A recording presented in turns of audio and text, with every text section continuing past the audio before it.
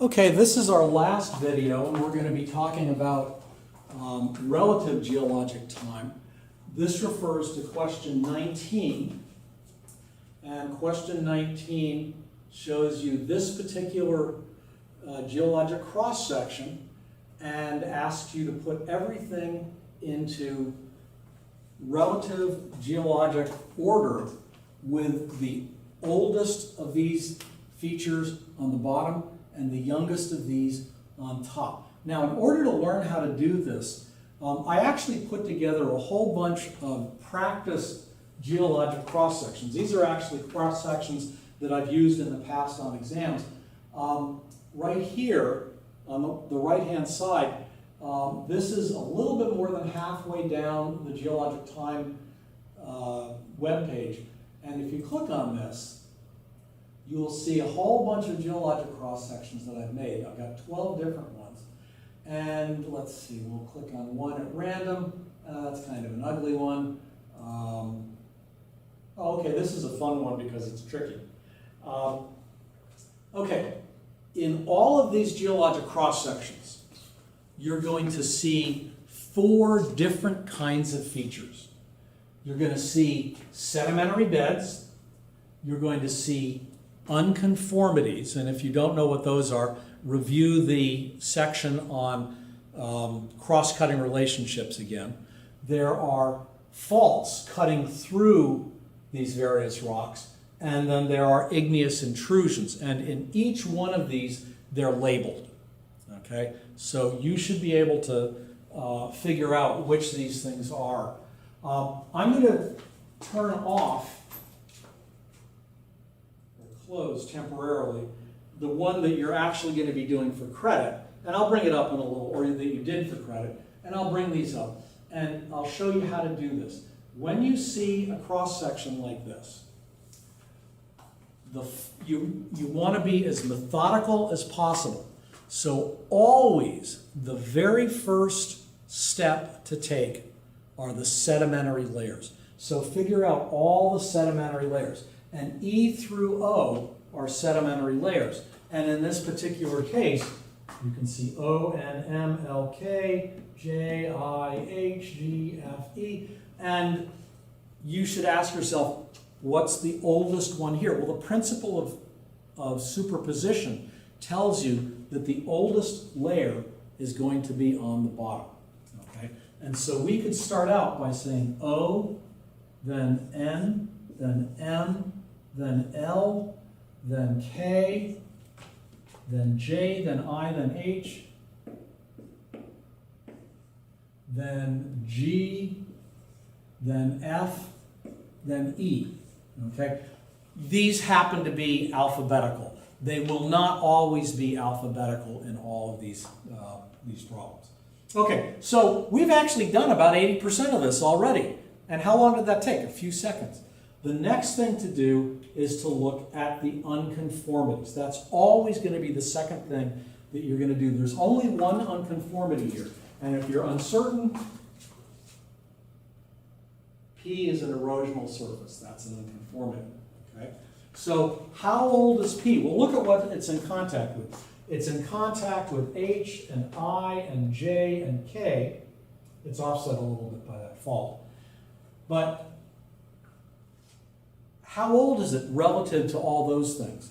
Well, it's younger than all of them. Why is it younger? What principle tells us that it's younger? It's not the principle of superposition, because superposition only tells us when something is older or younger due to deposition. This is not deposition, this is erosion, which cuts through previous rocks. And so the principle of cross-cutting relationships tells us that P is younger than all the things up to this. So we could say P is younger than that. How old is it relative to G, which lies on top of it? Well, G was deposited on top. So the principle of superposition tells us that G is younger than P. So we can say not only is P younger than H and everything below it, but P is also older than G. Okay? Once you've got all the unconformities, then you can do either the the faults or the igneous intrusions. It really doesn't matter which. Since I have faults here first, I'm going to do those. Okay? So let's look at A and D. Okay, and I'll scroll this up. Let's look at D first, because it's the easiest. How old is D compared to all of these things that it cuts through? Remember, cross-cutting relationships. D has to be younger than E because D offset E. E was there and was originally continuous and then was offset by D. So D has to be younger than E. Okay? You might be thinking it's the youngest thing here. Hang on.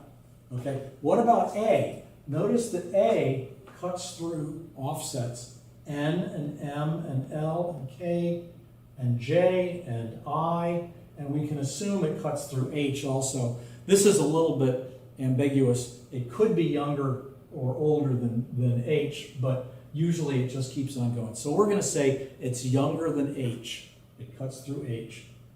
But how old is it relative to P? Well, P removed not only H, but A. So this tells us that A is younger than H, but older than P, so we would put A underneath P but above H. Okay. The last thing to consider are the intrusions. Okay. And look at this. This is kind of interesting. Is B older or younger than O? Well, notice D, which is the youngest thing we've got so far, D is truncated. D doesn't cut through that.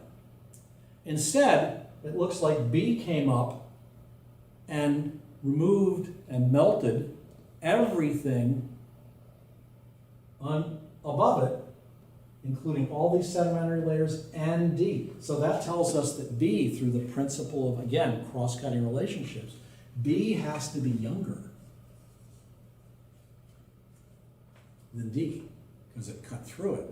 And finally, notice that C cuts through all these things, but it cuts through B, so it has to be younger than B. So what was that? C. So this is actually the proper order. So after doing something like this, what you would do is you would say, okay, I've got these things, it's a mess. So C, B, D, E, oops, lowercase e, F, G, P, A, H, I, J, K, L, M, N, and O.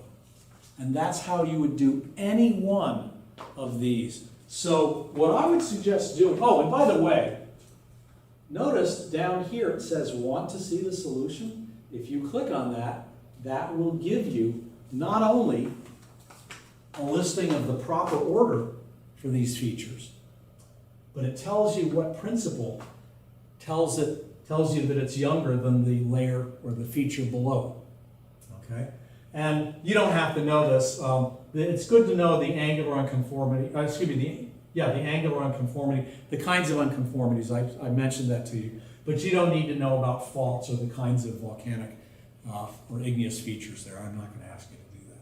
But in every case, I have included, if you look at these, I have included the solution so you can get the answers.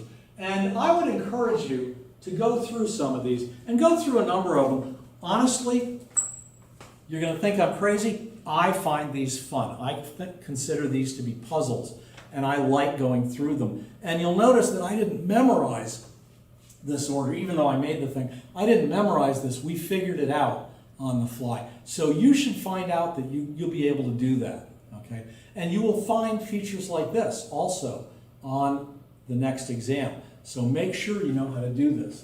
And you'll probably find that it's fairly easy. So now let's take a look at the actual feature that we have. And let me get rid of this one. Okay? So